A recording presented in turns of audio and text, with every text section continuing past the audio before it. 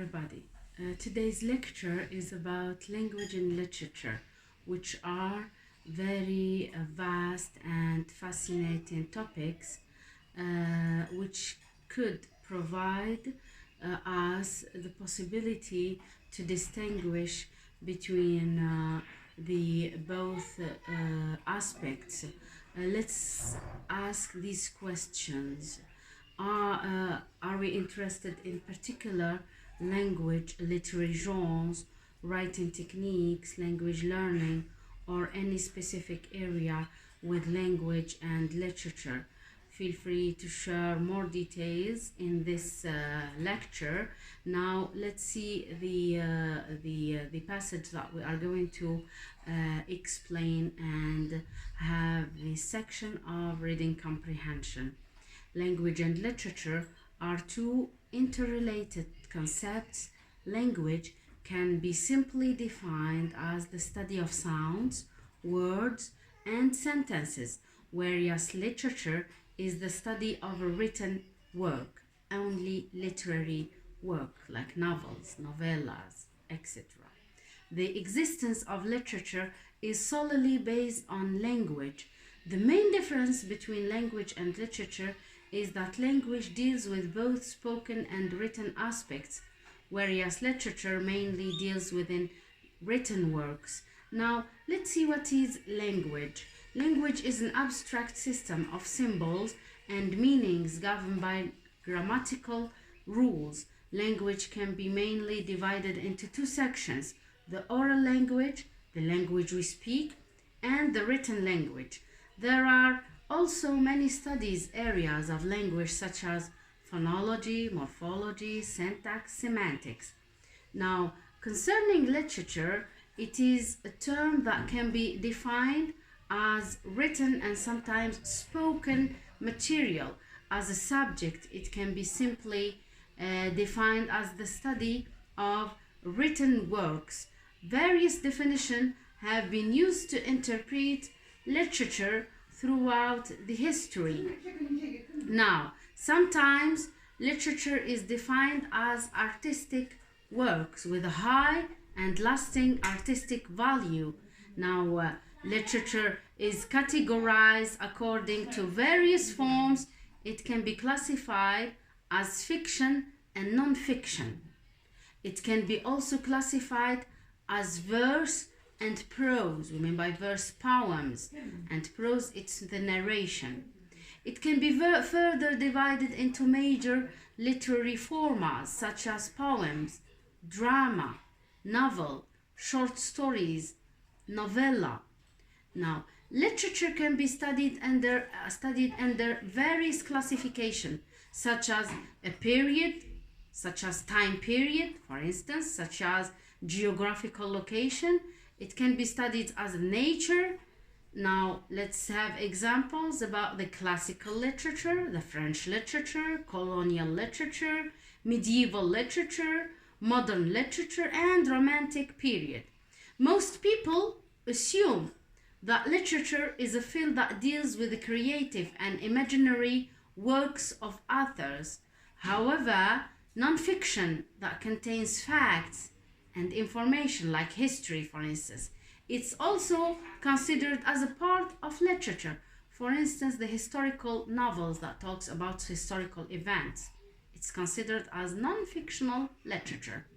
Now let's see the difference between literature and language. Language is an abstract system of symbols and meanings governed by grammatical rules, whereas literature refers to written works, especially those considered to be superior or lasting artistic value. Written, now let's see the written versus spoken literature. Both language is spoken and written. Literature now mostly studied written works only.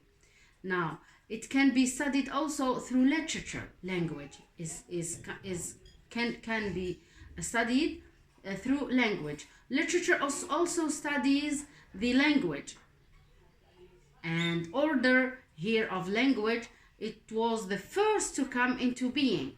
First comes language, and then comes literature. That's why literature cannot exist without language. Now we can study the rules and the structure of language. It's more technical than literature.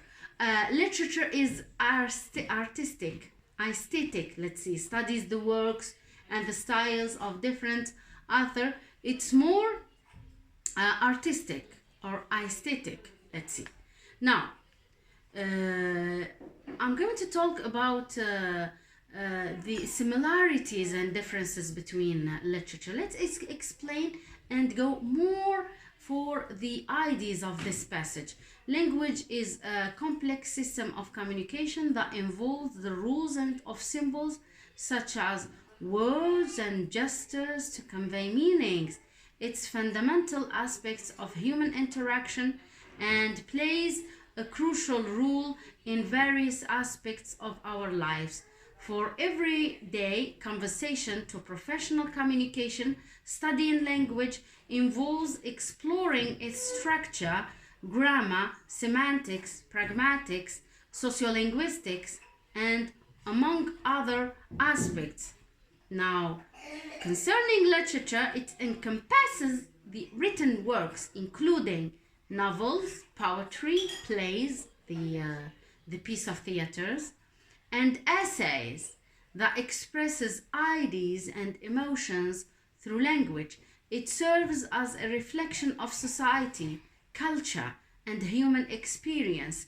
Literary analysis involves examining the themes, characters, setting, for instance, the stylistic elements within a piece of literature. It also explores the historical and cultural context that influence literary works.